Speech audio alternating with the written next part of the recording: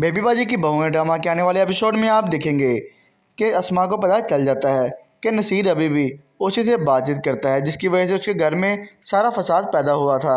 और वो जमाल को भी बता देती है कि नसीर का माजी अभी भी उसके साथ है। मैं तो समझी थी कि वो सब कुछ बुला कर मेरे साथ सिंसियर हो चुके हैं। जब ये बात जमाल सुनता है तो वो उसे कहता है कि मैं अभी नसीर से जाके बात करता हूँ, जिस पर अस्मा उसे रोक देती है।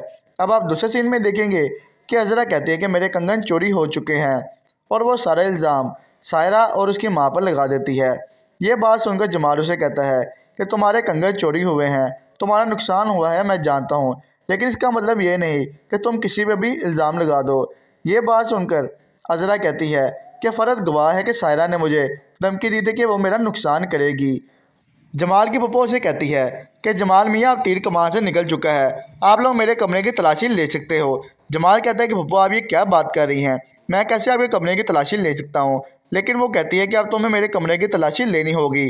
जब सारे घर वाले कमरे की तलाशी लेते तो कंगन वहाँ नहीं मिलते।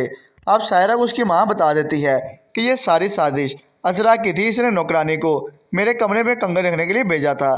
जिस पर सायरा कहती है कि ये इतनी चालाक निकलेगी कि हम पर ये चोरी का इल्ज़ाम लगा के हमें यहाँ से निकलवाना चाह रही थी।